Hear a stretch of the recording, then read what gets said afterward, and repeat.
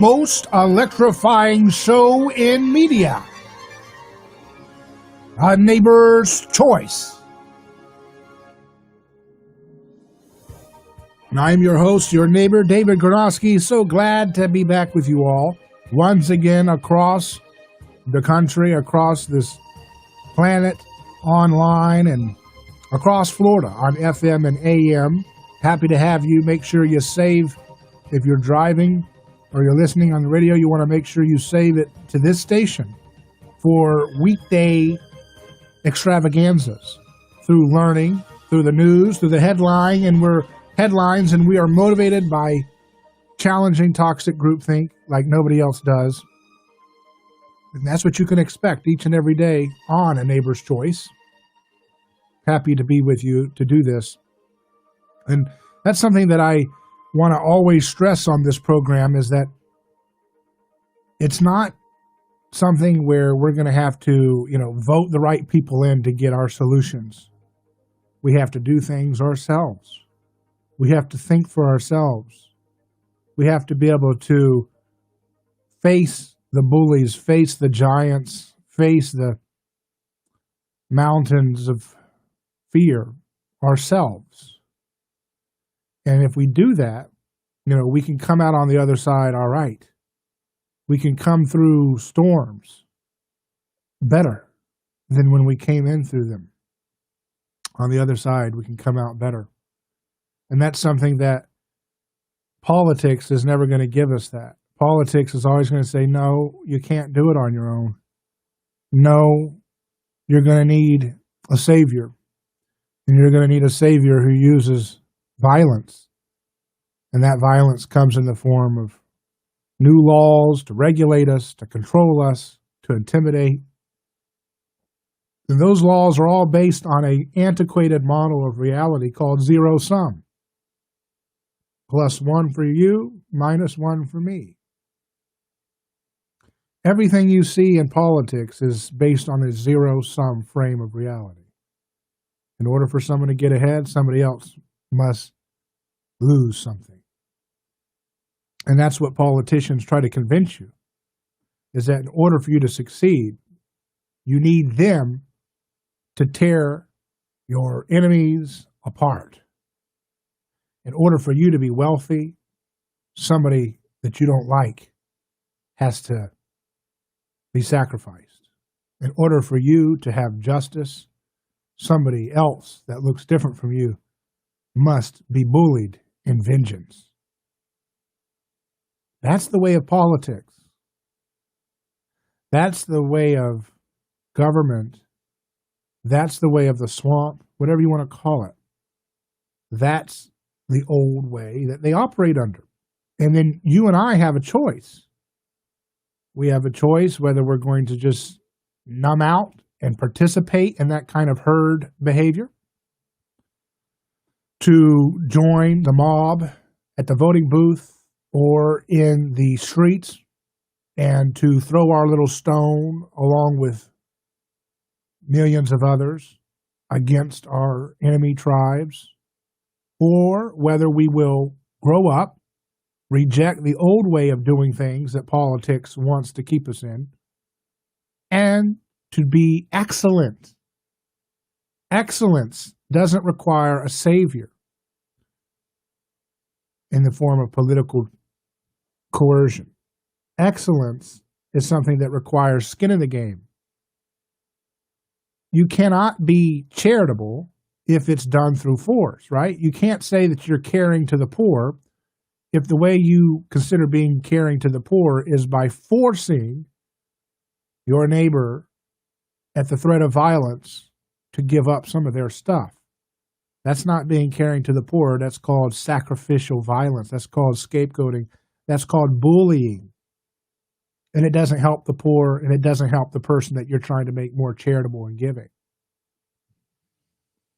But that's what happens when we turn to politics to find meaning, to find justice.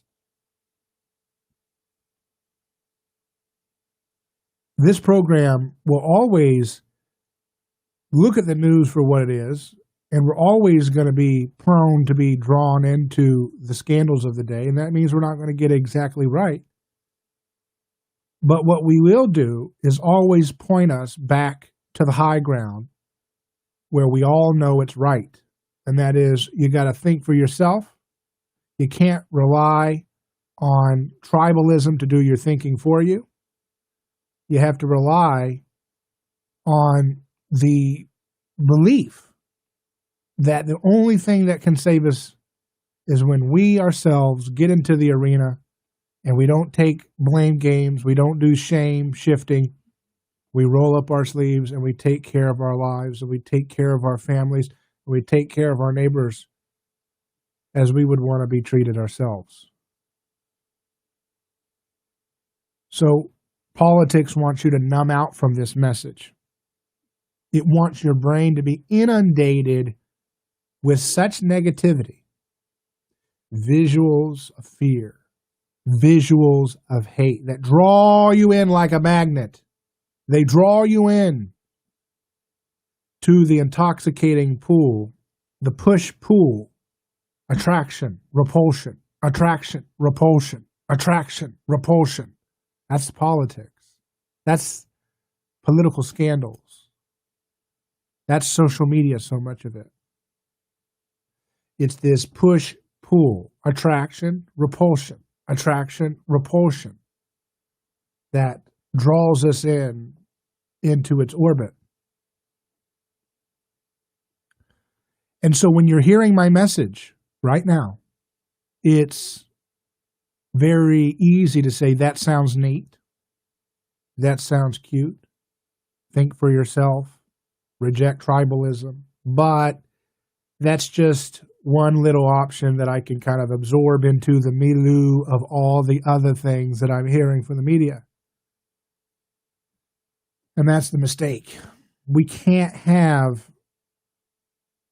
a mixture of toxic blame games and shame games that politics and tribalism brings into our mind and have it mix well with the message that I'm trying to point us towards, which is loving our neighbors as ourselves, which is self-sacrifice, which is nonviolence, which is peace, which is turning the other cheek, which is taking responsibility for your life and not letting other people be your savior complex heroes. That message is incompatible with the message of the vast majority of the media.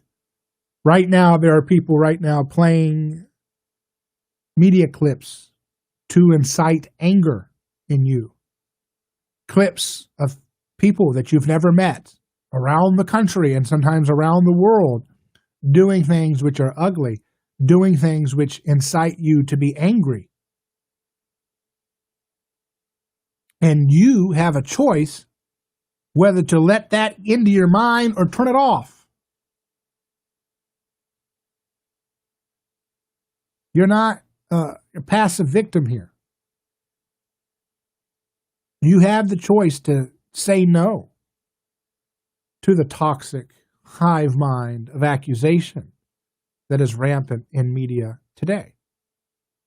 You don't have to take my message and just say that's one piece and then there's 17 other pieces of blame games and justifications for scapegoating our neighbors for our problems.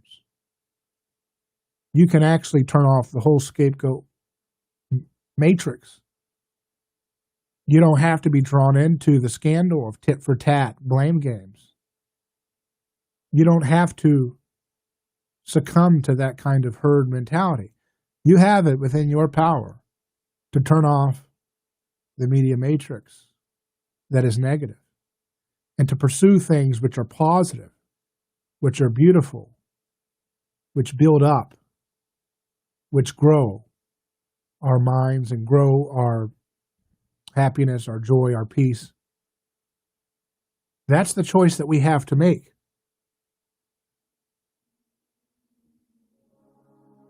So what's it going to be? We have to be very mindful of the media that we're consuming. We have to be mindful of the role models that are presented before us, drawing us in, attracting us towards what they model, and then repelling from us the things that we don't like.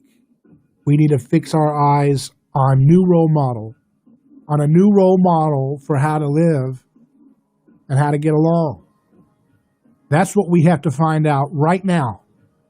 We have to discover those new role models and then imitate good role models so that we can move away from the endless cycle of shame and disappointment that the old media paradigm continues to keep us in. That's what our choice is. We have to pursue that. It's going to take some work. We'll continue to unpack it live on A Neighbor's Choice.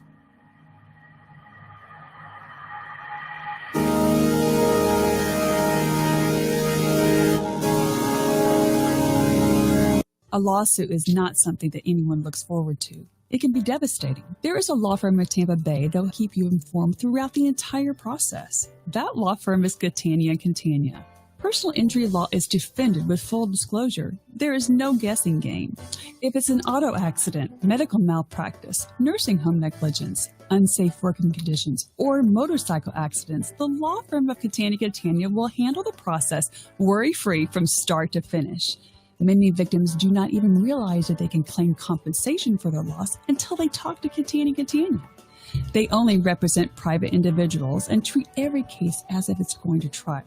Putting families first is more than just a slogan. It's their way of practicing law. It's a commitment to you.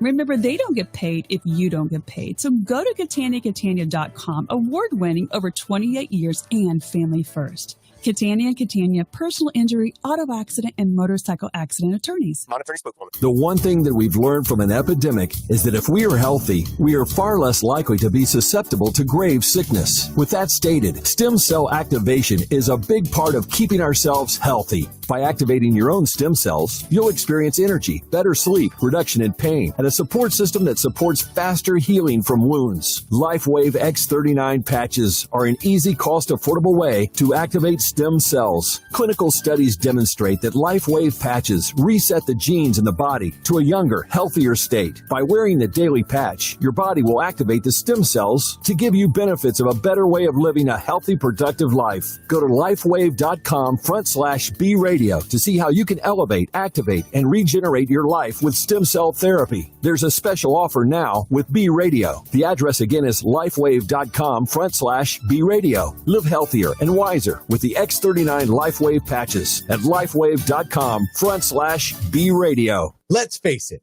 these are stressful times. New routines, the constant bombardment of bad news, and trying to keep you and your family safe all the time. It's Frank for Center for Men's Health. During these stressful times, your mood is so critical, and nothing's more important to a guy's mood than testosterone. The single greatest issue for guys with low T is mood, and the single greatest change for men that get low T care is a greatly improved mood. Many are grumpy when they start, and most can't believe how much their mood improves once they get treated. And everything improves once your mood improves. Feel the difference C4MH.com can make in your life.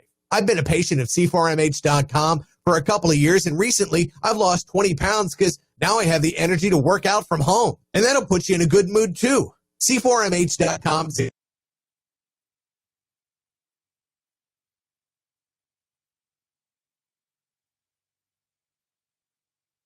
Go to C4MH.com.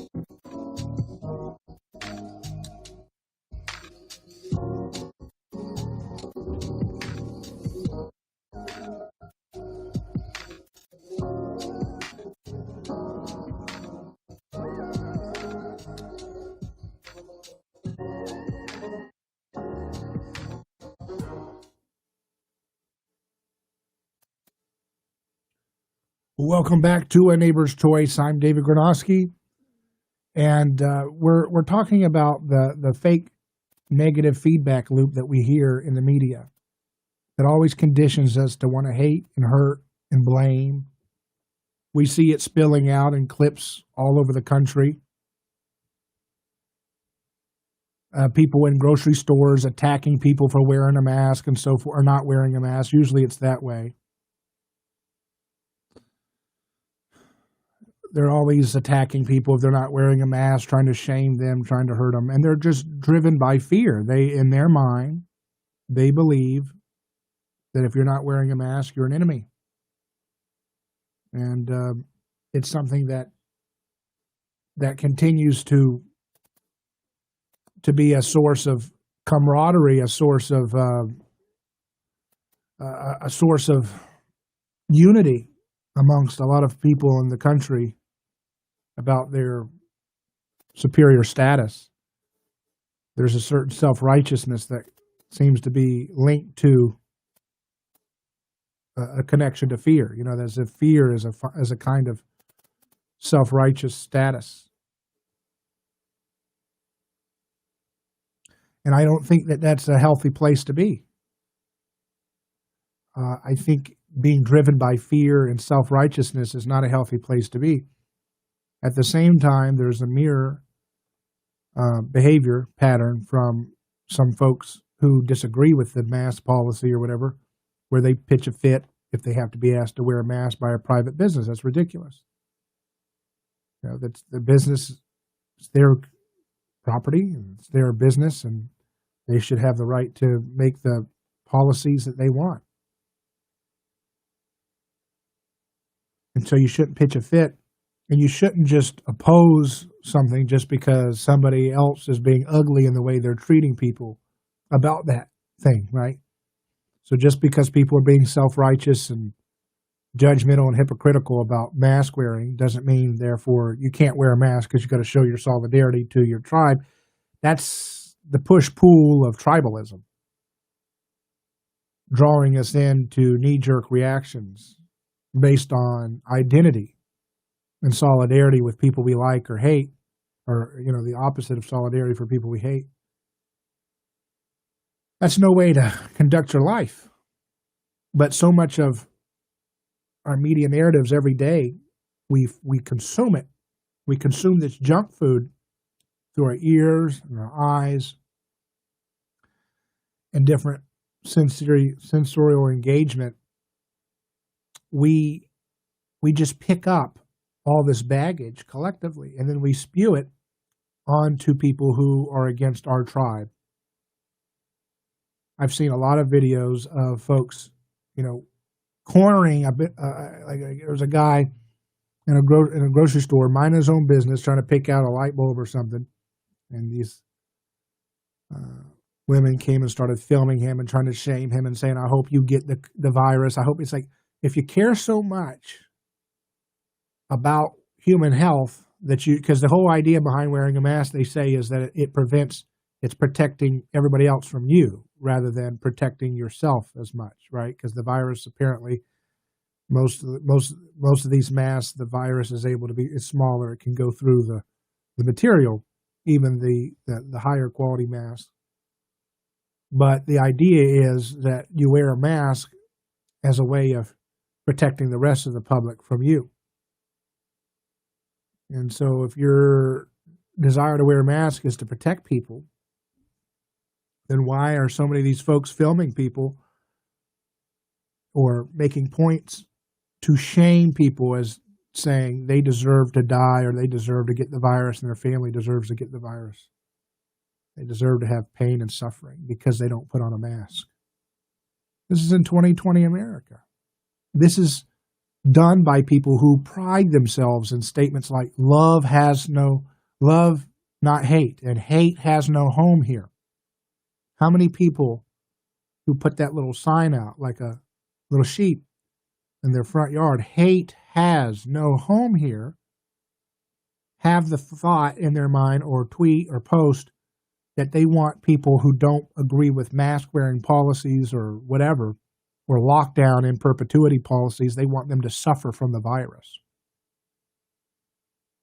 How in the world can people put on a sign like love, hate has no home here in this house and treat people that way? and talk about people that way. And it never stops. It's like a parade of self-righteous victim identities that people put on. They try it on like they're trying on a parade of clothes or something, you know.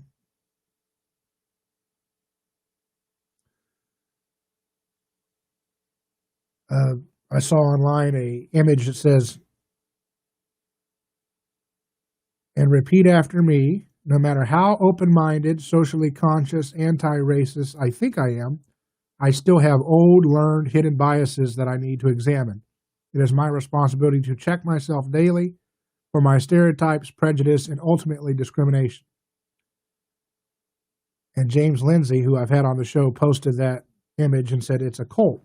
And it does have a religious aspect to it because politics comes from the sacred. It comes from ancient religion. In the ancient world, there was no distinction between one's religion and one's politics or one's government. Those were all one and the same. And it's only in the modern Christian world that we've made distinctions to try to distinguish these things as separate things.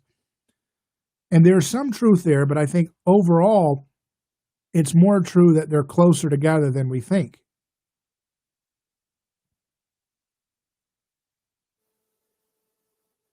So that's what we need to wrestle with, is understanding that our political ideas, our political ideology is not motivated by reason, is not motivated by rationality.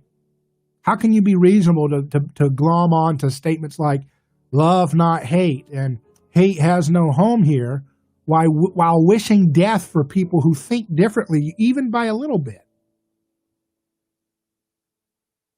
Or trying to normalize a kind of vengeance-based hierarchy in which people who are born white or something have to feel intrinsically ashamed of something because of their identity. They have to feel ashamed or something. They have to apologize because they're inherently an oppressor class. This is garbage warmed over Marxism or Foucault, and it's garbage.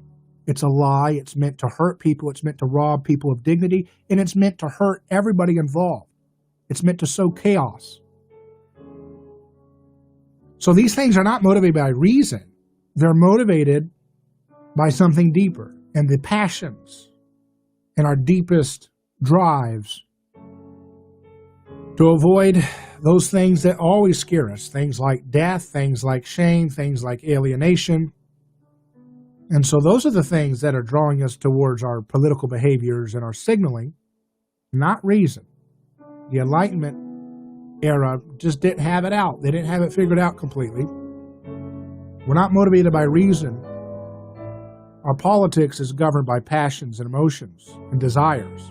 And we have to be on guard for those things so that we're not swept up into that toxic environment. We're not swept up into perpetual war of all against all that never gives us peace. We want peace. We want hope. We want progress. We want cures for illnesses. We want energy too cheap to meter. And we can have it all, but you can't have it when you're blaming people. Let's get to work. We'll be back in a moment. Ronald Reagan would turn over in his grave if he saw what's going on today. Crazy things are happening. You cannot be afraid. You've got to stand up for what you believe is right. But one thing is for sure. You can't trust anybody. For talk, news, and information, you can count on us. Enough is enough. I mean, I almost blew a gasket. Good for the country. I know what I'm talking about. A lot of wackos out there. Your connection to talk about it. The all-new News Talk 1040 WHB. A major rollback of reopening in California. Cases surging, so Governor Gavin Newsom ordering a statewide shutdown of indoor activities. Bars closed, no inside dining, and additional closures in hard-hit areas, including fitness centers, places of worship, offices, barbershops, and beauty salons, and indoor malls. The governor. COVID-19 is not going away anytime soon until there is a vaccine and or an effective therapy. Pretty much what Dr. Fauci said today. It is truly historic. We haven't even begun to see the end of it yet. Speaking today at a virtual fireside chat with Stanford Medicine, DC's NFL team announcing it's changing its name and logo after years of criticism from Native Americans that it was racist and offensive. No word yet on the new name. The AP reporting that California authorities have found a body in Lake Piru during a search for Glee actress Naya Rivera. The boat she was on was found with her child alone on board last week. Dave Packer, ABC News.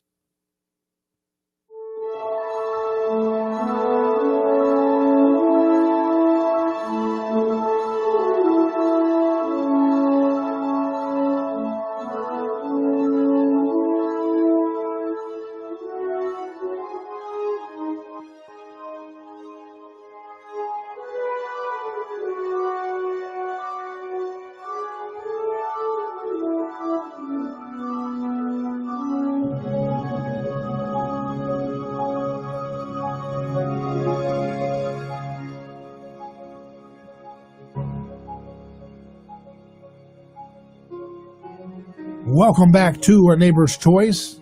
I'm David Granosky. We're unpacking how the media affects us, how it amplifies and distorts our humanity, and just how we need to think about it. We don't want to have a constant just consuming garbage media, because garbage media creates garbage thoughts. Garbage thoughts creates a garbage life. You don't want that, right? So you have to be controlling and be discerning in how much and what level of negative media information and data showing people getting hurt, showing people yelling and screaming, drawing us into that kind of toxic environment. When it's artificial, you don't know these people, the people that you see, hurting each other or shaming each other out of a store, or, all the different things you see amplified in your face. And it creates what we call the mean world syndrome, where everything is much more negative in the people's perspectives than what really is going on in the real world. That's why people who say they go on a, detox break away from media feel tremendously better. They go to the mountains or whatever, get off, detach from their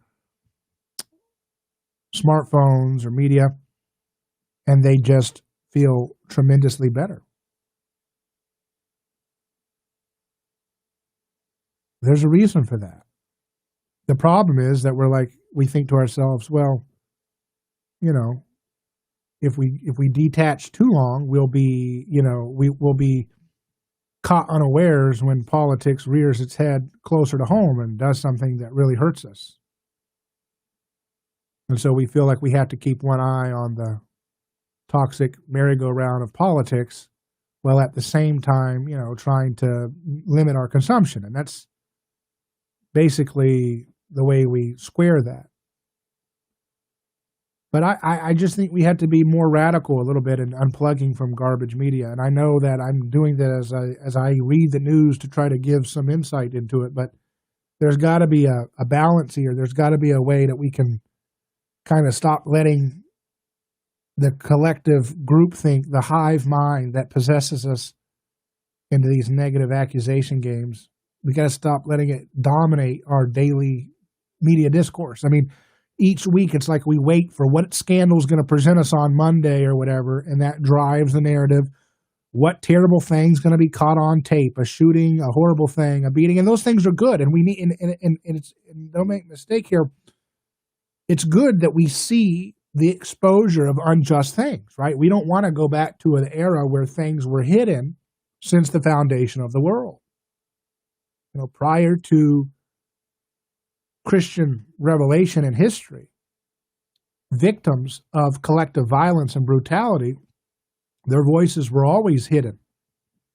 And progressively, in fits and starts, no doubt, as Christianity has spread, the Judeo-Christian story has continued to shape and expose our awareness of victims to the point now where a person persecuted by the police in an unjust way that we perceive becomes a sacred symbol of justice. Whereas in the Roman Empire, for a person to be brutalized by a Roman soldier and killed It was just another day. Nobody would amplify that person's perspective.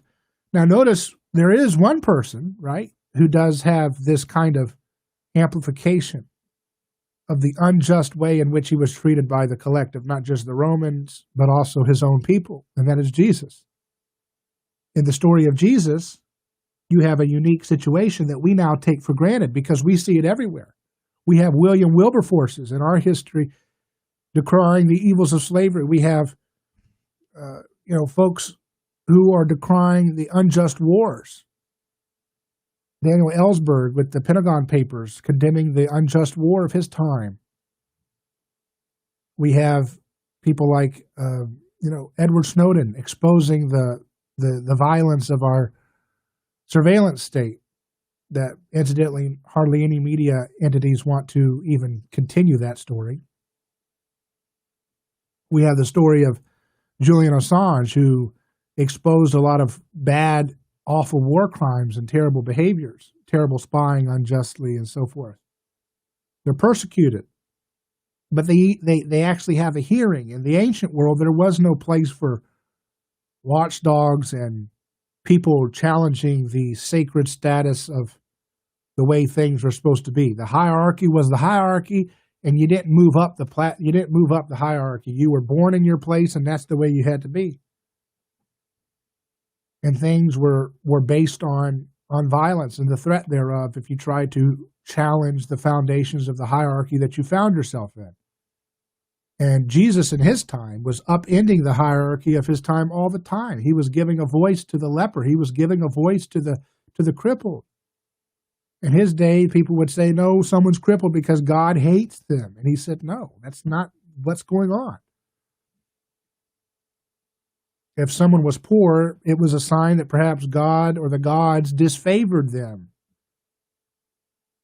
and that they deserved their position in life. And Jesus said, no, that's not how it is. That's not what's going on here. And then, when people would say, hey, well, it's those elites, it's the Roman supremacists, they're the problem. Jesus would say, no, actually, they are who they are. We know that they do violent things. We know that they're doing unjust things, but look in the mirror and see how we're doing the same things to each other. So Jesus didn't allow people to quarantine guilt into a different group of people. He got you to look at yourself and look at the way we continue to hide ourselves from the reality of who we are. We find clever ways to create personas that hide the reality of our own fallen nature, our own ego, our own aggressive appetite, our own power lust. We always have to find a way to hide it, to dress it up. And because we're so haunted by Christianity and because we're so haunted by the story of Jesus' wrongful persecution, we have a unique way of trying to hide our violence in the West, which is unique in world history, which is we find ways to hide it through stacking victims as kind of like shields, human shields for our justification to use violence and to acquire power.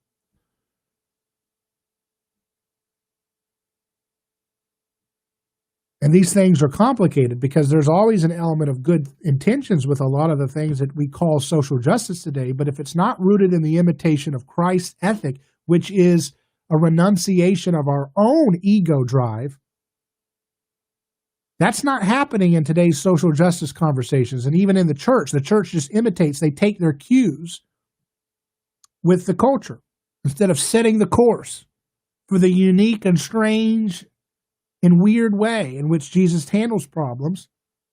They just want to go for, team left or team red, team blue, and they just take their cues from how to signal and talk about from the culture, and they just pick a team, and that's not good.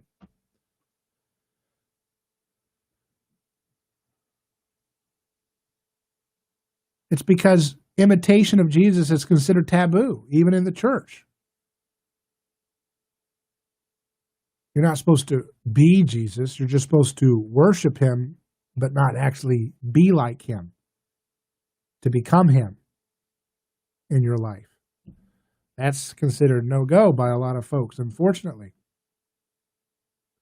And they want to box off and hide Jesus in his ability to challenge our tribal identities, challenge our ego-driven self-justification myths that we make up, and allow us to see ourselves for who we really are in the mirror. And so when we look at the news today, we have to remind ourselves that this is a scapegoat machine. It's a scapegoat machine that draws us in to picking sides over schoolyard scandals between people that hate each other and are filled with self-righteousness in order to condemn, shame, and destroy completely the other team. So we need to all stop being drawn magnetically into being fascinated by rivals chasing after the same stuff, chasing after the same power. Why is it, for example, that the Republicans and Democrats look identical the more they compete for their power? Because chasing after the same thing makes people look like identicals. They're both sides are for perpetual war, perpetual debt accumulation, perpetual regulation. There are some differences, but by and large, the more they are obsessed with power, the more they're obsessed with looking like each other.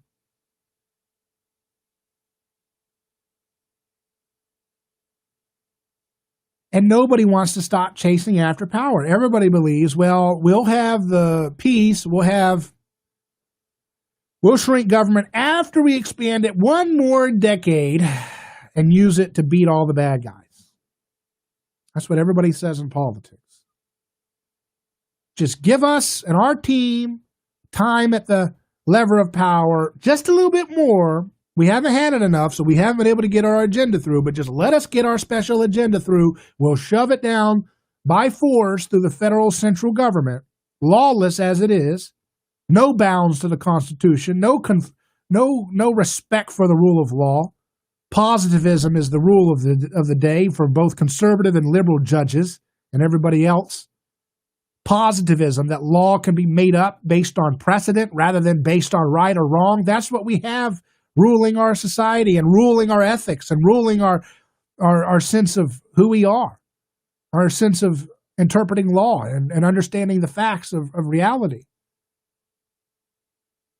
But we all believe that if we can just get our team to just come up with a brand that just demolishes their opponents, and if we really get control, if we get all the Supreme Court justices on our side, and if we get 70% of the Congress and the White House for 16 years, back-to-back great presidents or something, that if we can just get all that, then we'll tinker, we'll coerce all of our ways into reality, and everybody will just say, oh, the other team was really bad guys after all, and it'll be happy ever after, and we'll go into a golden age. That's not how it works. That's what every human being thinks in history it's going to work. They don't think about elections, right? Because most people didn't have elections. But in terms of just understanding how things go and how things get better, or how things function the best way, I'll put it that way, they feel like you just got to surrender to power and let the good guys and let the righteous ones mediate power, and that's all you got to do. And it never works out that way. Power corrupts, absolute power corrupts absolutely. And that's been happening every time we try to go to centralized power to solve the problems that we have. But we always make justifications and excuses for just one more shot at the game of power. Just one more shot at the power game. And we'll get it right, and then we can shrink government, shrink power, and get on with happy times. But it never comes around that way, does it?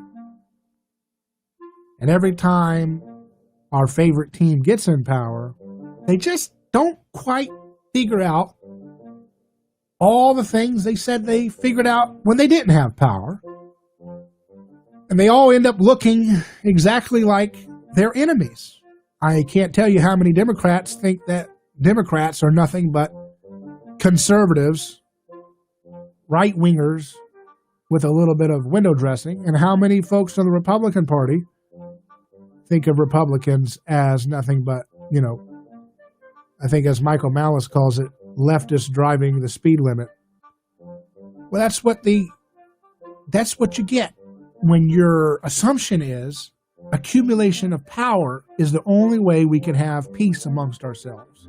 We have to vanquish our foes, defeat them utterly through power, through the accumulation of power and coercion, and then things will work out better. Never works out that way. Never works out that way. We'll continue live on A Neighbor's Choice. Don't go anywhere.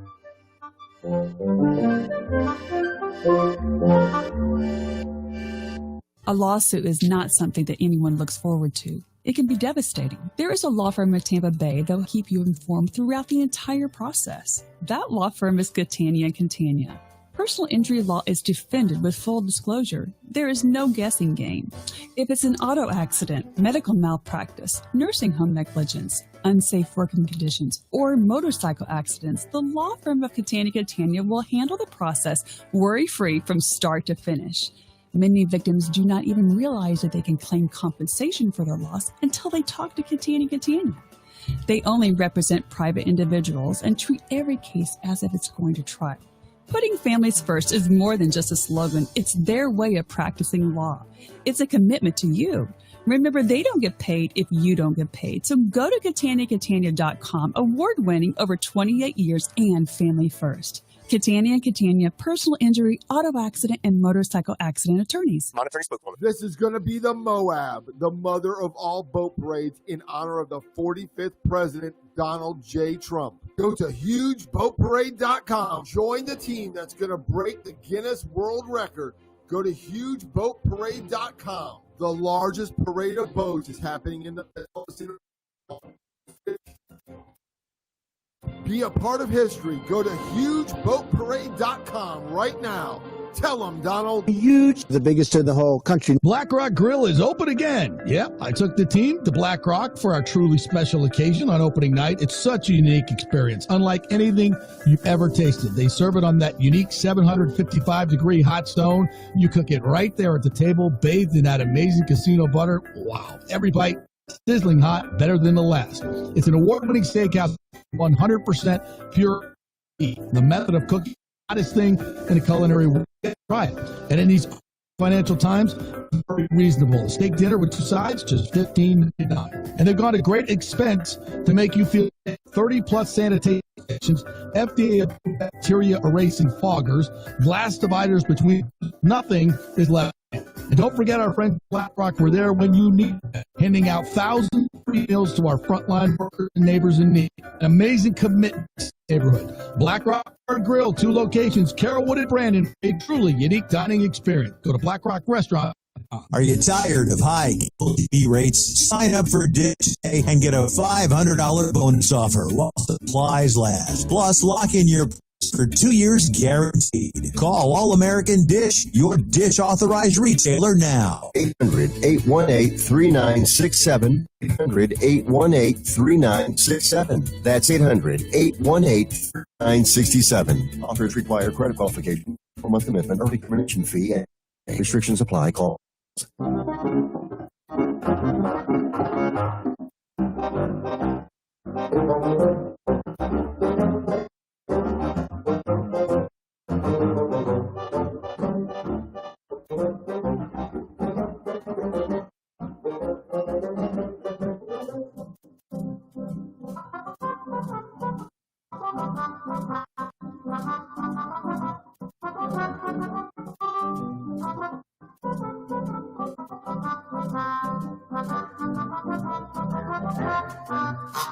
Hello, A Neighbor's Choice is back. I'm David Gronowski. You can email me hello@aneighborschoice.com. That's hello@aneighborschoice.com. And you can also call in live at 727-587-1037. 1040. That's 727 587 1040. 727 587 1040. If you have a comment about what we've been talking about in this hour, about how media changes our minds and our lives if we let it draw us into its endless squabbles, its endless consuming of our very perspective of reality. Media cannot just, it's not just something that we do, we do our news time and our politic time and all that. If you let that negative stuff, you let those visual images of people hitting and beating each other all the time and shaming each other, if you let that seep in too deeply by not being on guard and letting it rob your spirit, then you'll be drawn into it, adrift into the chaos of accusation, the chaos of self-righteous zeal. That's the problem we have. These movements that we are so drawn towards always promise our egos to be fully okay. That's the thing that I'm just really annoyed of with the people that always make these movements to try to brand the death of people like Eric Garner, who said, "I can't breathe," as they choked him out. What was he there for? He was selling unlicensed cigarettes. They raised millions and millions of dollars off of Eric Garner's death in the name of justice. Have they gotten rid of that law that license and regulates cigarettes with the use of coercion to send people to arrest a person for selling a cigarette like that? Did they get rid of that law? No, they didn't. They don't get rid of the laws. They draw all this attention, and then they use that energy. They draw money, and people make money off of people's unjust deaths. And then they do nothing but, tinker around with syrup and logos and toothless stuff. Because that's ego stuff. That's ego stuff.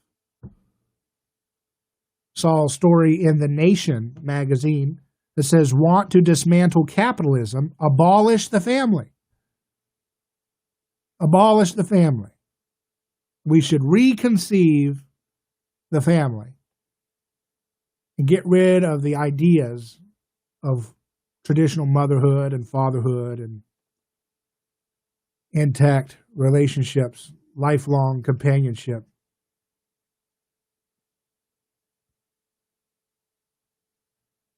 That's when the mask falls down. You start to see what they're really wanting in these corporate communist circles.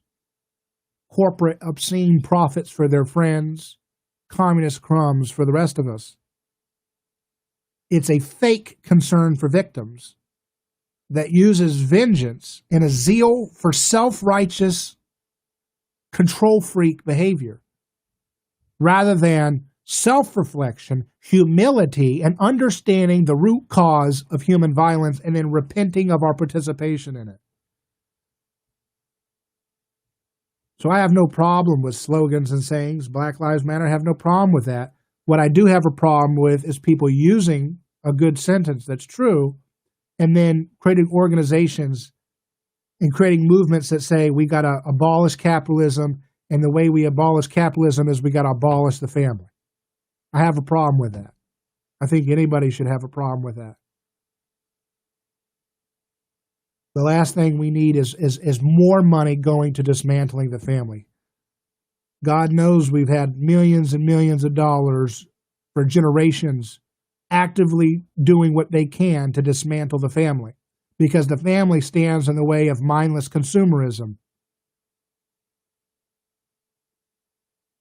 Strong families prevent social chaos. Strong families stand in the gap from mindless consumerism.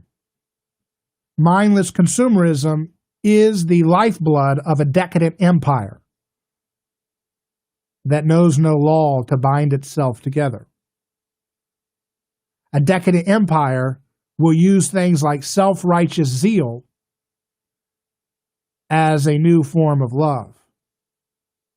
They will mask self-righteous zeal in language like love and justice.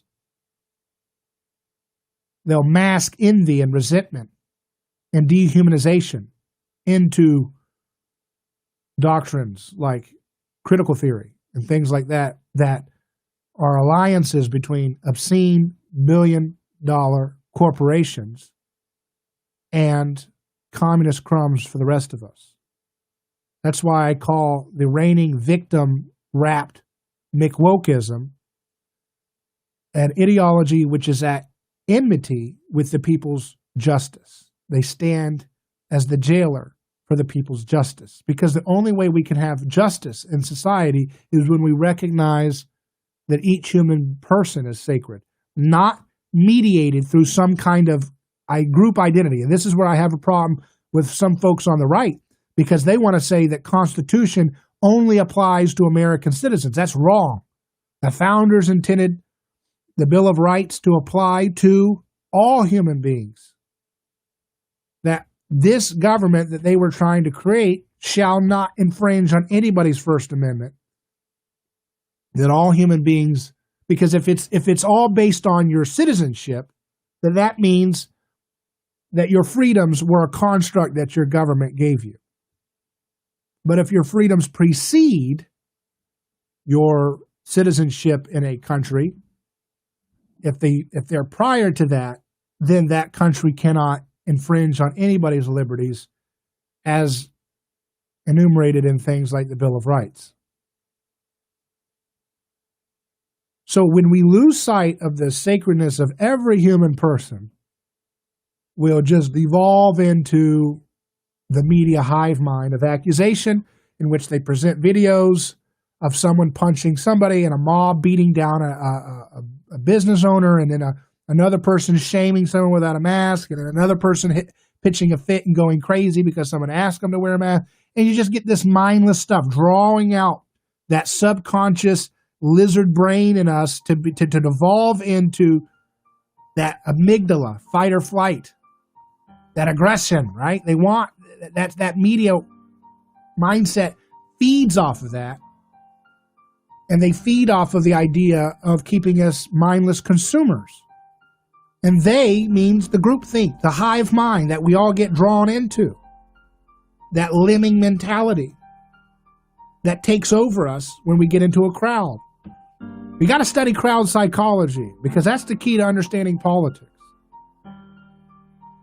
If we don't understand what humans go through when they participate in a vicarious crowd, either a crowd on the street or a crowd through their television and their social media feed, then we won't be equipped with unpacking the negative effects of us allowing our minds to be drawn in to these endless negative feedback loops that draw us and make us shrink into an animalistic, fight or flight, amygdala-driven way of thinking.